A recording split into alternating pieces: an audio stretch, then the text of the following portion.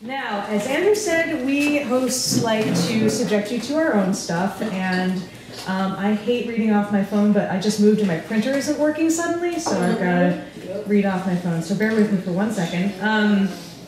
I usually write fiction, but for this occasion, for Tuesday Funk, I write micro-essays, very short personal essays about things that make me uncomfortable to talk about, so I talk about them in front of strangers. And friends. And friends, strangers and friends. Friends who are strangers. Dear 22-year-old Eden, I know the election of George W. Bush looks bad, but I'm going to need you to calm the fuck down. I'm glad you're feeling politically motivated, but whatever it is you think you're doing right now, it's not helping. Let's take stock of your current situation. First year out of school since you were 4 years old.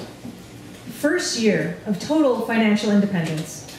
First time living in a strange city with very few friends. You've made some brave choices and some huge leaps, and you have no idea what you're doing. Because why would you? But rather than deal with this, you project your anxieties onto politics. As it turns out, this is kind of our MO. But after years of trying to make it work, I can tell you it is not an effective coping mechanism. You don't need to know what you want to do with your life. No one ever really figures that out, and those who say otherwise are deluded or lying. What matters is that you care about what you're doing with your days. Right now you're scared, and that's fine. But fear is driving your bus, and the longer you let it navigate, the harder it will be to find your way back to yourself. And this relationship you're in, not your best move. So fine, you came out to your family, and it didn't go well. So it makes you physically sick to think about how your own mother treated you. You don't need to stay in this relationship to prove a point. This girl is not right for you. You have been clinging to this relationship like a sucked thumb. Let it go. It would help if you worked on having focus, on stamina. Right now you're a big ball of anger and resentment, and that feels so much better than the sadness and fear and loneliness that you could be feeling. But this anger is going to wear you out.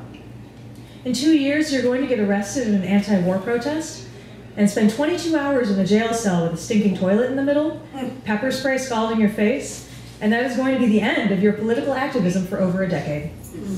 You're going to wish you had paced yourself, that you'd analyzed the world with curiosity instead of rage. The 2000 election is a single blip on a long timeline of injustice, a tiny point in your own emotional journey.